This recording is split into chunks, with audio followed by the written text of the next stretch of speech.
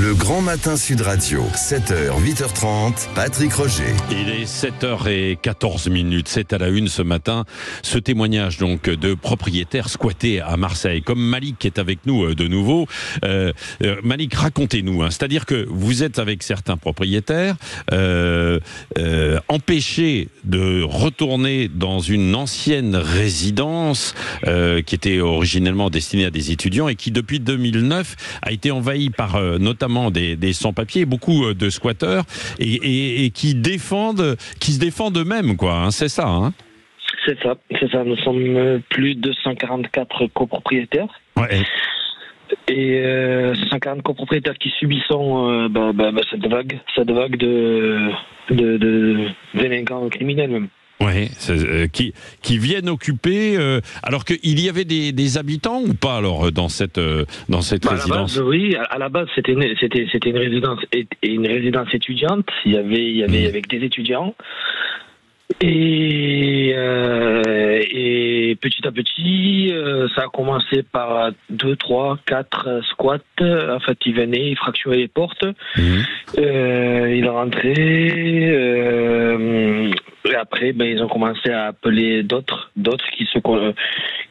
En fait, ils se connaissent souvent beaucoup entre eux. Ouais. Et un marché parallèle s'est construit. Du coup, maintenant, ils arrivent carrément de l'étranger directement en bus. Ouais. Ils arrivent dedans. Nous, qu'est-ce qu'on fait au tout début? On a subi. Ouais. Et on a monté une association pour essayer de freiner, parce qu'il faut savoir qu'il y a 277 logements. Il n'y a plus du tout d'étudiants. Il n'y a plus du tout d'étudiants. Non, plus du tout. Plus du tout. Ouais. Donc, mais vous, comme d'autres qui avaient investi, alors vous n'avez plus aucun loyer alors? Aujourd'hui, on se retrouve à avoir quelques-uns d'entre nous. On arrive à avoir des locataires, mais ils tiennent pas longtemps puisqu'ils se font directement agresser sur place. Du coup, quand le locataire part du jour au lendemain, on se retrouve à nous à sécuriser nos appartements, à venir sur place, à changer la serrure. Quand on met des portes blindées, elles tiennent plus, elles sont carrément disquées. Ouais. Ah oui, ils viennent avec des disques pour les ouvrir, quoi. Avec des disqueuses, oui. Avec des disqueuses, ils les ouvrent complètement, ils découpent complètement la porte quand la porte est trop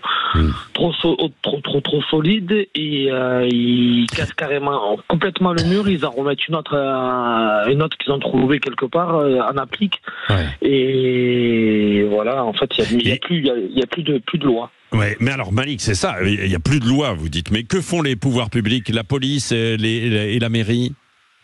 Ils sont, pour moi, à l'heure actuelle, rien ne se passe. La police, le peu de fois qu'elle intervient, je pense honnêtement qu'ils sont en manque de moyens, qu'ils essayent de nous aider comme ils peuvent, mais on voit tout de suite qu'on n'est plus du tout en sécurité. On n'a plus de réponse. C'est dans quel arrondissement? C'est dans quel coin de Marseille? D'ailleurs, je ne l'ai pas signalé. Dans le 14e. Ouais. Au quartier du Merlan. La maire est venue nous rencontrer. Elle a juste constaté ce qui se passait, mais impuissante face à tout ça. Ouais. On a rencontré le préfet de police, le sous-préfet de police, le directeur de cabinet.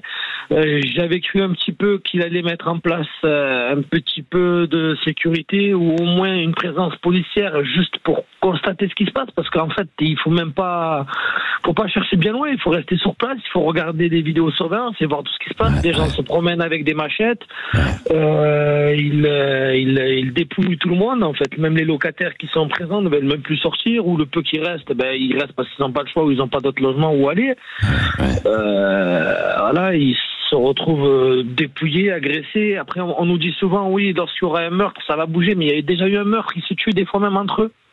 Au deuxième étage, il y en a un qui a pris un coup de couteau, il y est resté.